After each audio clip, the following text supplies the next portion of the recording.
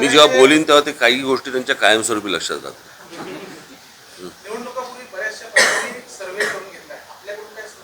मी माझ्या पक्षाची लोकं पाठवली होती, मी कुठची एजन्सी पाठवलेली नव्हती.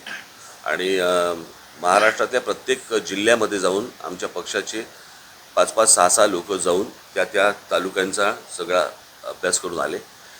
आणि ते 2दा करून आले. एकदा आमच्या जिल्ह्यातल्या पदाधिकाऱ्यांना न सांगता गेले आणि एकदा सांगून गेले पुढे. आत्ता देऊ काय स्ट्रॅटेजी काय वाटते तुम्हाला? म्हणजे काय असेल म्हणजे स्ट्रॅटेजी सांगून घ्या.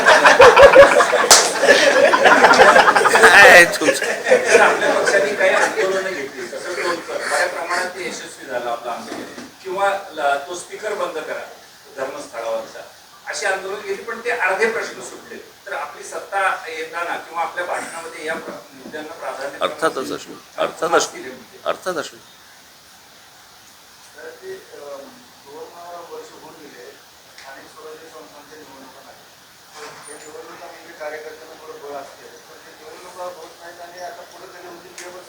नाही, आता होतील त्या. मला असं वाटतं आता सगळंच जमिनीवरती आलंय.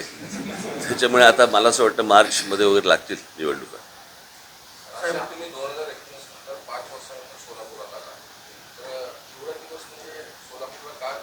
रस्त्याचं काम सुरू होतं.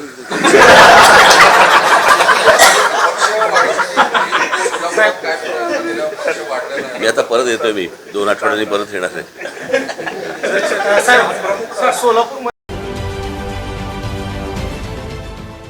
देश विदेशातील प्रत्येक घडामोडींचे लाईव्ह अपडेट मिळवण्यासाठी आता साम टीव्हीच्या सर्व सोशल मीडिया प्लॅटफॉर्मला लाईक, फॉलो आणि सबस्क्राईब करा.